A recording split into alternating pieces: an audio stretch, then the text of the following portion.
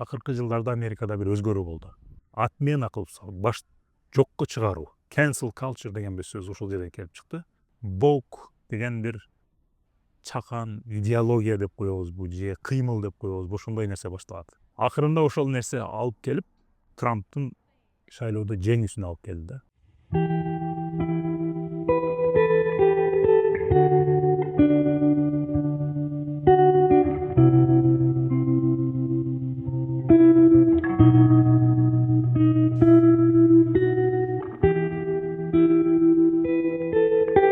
Орландо шаарынан баарыңарга салам достор. Биз 4-5 күндөн бери Орландодобуз. Орландо Американын түштүк батыш тарабында, Майамиге жакын. Бир күндүгүнө Майамиге дагы барып келдик.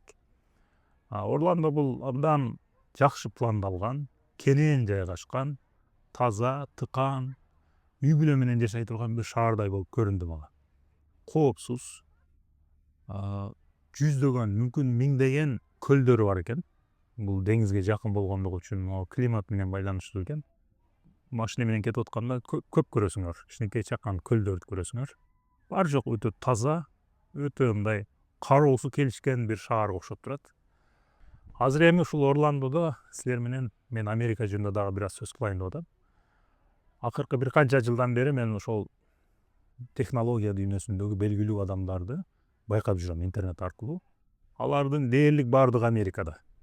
Алар Америкада жашагандыгы үчүн мен аларды байкап атам. Алардын эмнелерди талкуулап атышат, эмнелерди чыгарып атышат, дагы эмнелер жөнүндө бири менен талаш тартышып атат, ошолорду байкап турам. Ошол жерден байкаганым боюнча акыркы жылдарда Америкада бир өзгөрүү болду.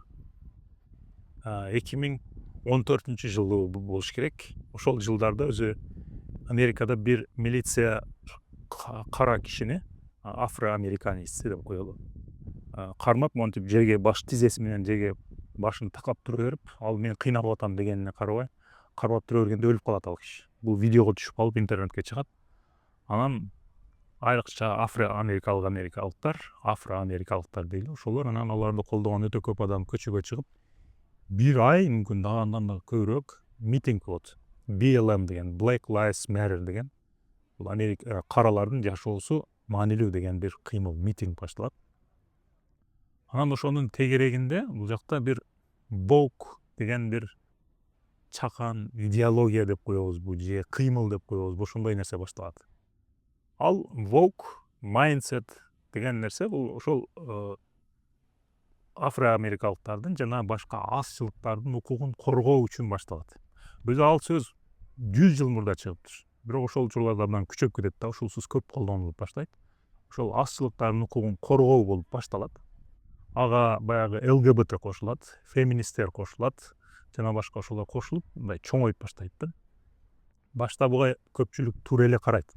Эгер ошол азчылыктардын укугун коргош керек болсо, мисалы ошол кара кишини милиция өлтүрүп койбодубу? Аны карап туруп, бардык эле адамдар ушундай реакция көрсөткөн да. Бирок бул чоңоюп баратып, бир аз чоңойгон сайын өздөрүнүн чегинен ашып кетти дейли. Булар өзүнүн укугун коргоодон ошол өздөрүнүн укугун, өздөрүнүн көз караштарын таңуулоого өтүп кетишти да. Бир аз диктатура кыла башташты, бир аз күч колдоно башташты. Аларга кошулбаган, алардын пикирин бөлүшпөгөн адамдарга каршы күч колдоно башташты. Кантип колдонду? Бул жакта Американын, мурда бир видеомда айттым, Америка экиге бөлүнөт, оң жак жана сол жак деп. Ошол оң жактыктар булар республикалыктар, сол жактыктар демократтар. Ошол woke көз карашындагылар баары демократ болот. Демократтар бул жерде дээрлик баардык массалык маалымат каражаттары демократтардыкы. Баардык соц тармактар, интернет, силикон өрөөнү демократ. Айрыкча ошол учурда ошондой болгон, азыр бул өзгөрүп баштады. Эмне үчүн өзгөрүп баштады? Ошол учурда булардын көз карашын бөлүшпөгөн адамдардын соц тармактары өчүрүп баштады. Бир аз соц тармакка башкача көз караш жазып койсоңор, ал жердеги модераторлордун баары ошол woke mindset, woke көз карашында болгон адамдар болгон. Алар өзүнөн жакпайт, биз алардын оюна туура келбейт, силерди өчүрөт, силерди блок кылат.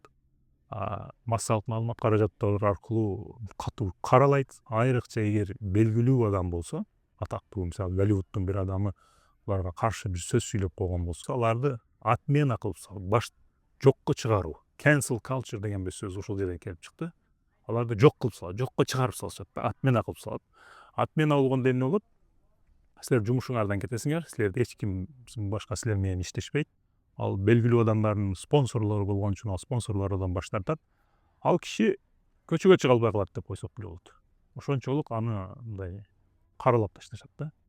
Ушул нерсе өтө күчөп кетти. Адамдар сүйлөгөндөн коркуп калды. Сөз эркиндиги, демократия, таза шайлоо дегендер бар да. Булар ошону жактайт. Ошол волк көз карашын, волк культурасын жактаган адамдар. Бирок ушул кыймылдан өздөрүнө каршы келип калышты. Бирөөлөрдүн оозун жапмайга баштады. Өздөрүнүн көз карашын, диктатурасын орноштурушту. Ошентип өздөрүнө каршы чыкты дагы, бул америкалыктарга жаккан жок. Менин байкоом боюнча бул 2020-жылдарда абдан катуу көтөрүлдү. Анан буга каршы адамдар сүйлөп башташты. Илон Маск Твиттерди сатып алаардан мурда Твиттер айрыкча ошондой волктун уясы эле да. Волк көз карашындагы адамдардын уясы эле. Мисалы Трамптын аккаунтун ошолор жаап салышкан. Президенттин аккаунт. Твиттер жапкандан кийин Facebook жапты, YouTube. Ушулардын баарын кайткан жери ошол Илон Маск Твиттерди сатып алуусу менен баштады. Илон Маск биринчи болуп ошол модераторлордун баарын жок кылды. Бул жерде каалагандай сүйлөй берсин деди. Андан кийин бир канча жыл бою ошол талаш тартыш абдан күчөдү. Ага каршы болгондор үнүн чыгарып баштады дагы. Акырында ошол нерсе алып келип Трамптын шайлоодо жеңүүсүнө алып келди да. Азыр эми ал волк көз карашы, майндсет деген кайтты. Ал ошол 20-жылдарда моундай болгон болсо, көтөрүлүп барып туруп, азыр эми ылдый карап кетти. Көпчүлүк адамдар муну туура деп эсептешет, ошонун кайтканын туура деп эсептешет. Анын тастыкталганы ушуна Трамптын келгени, өтө көп добуш менен келгени болду.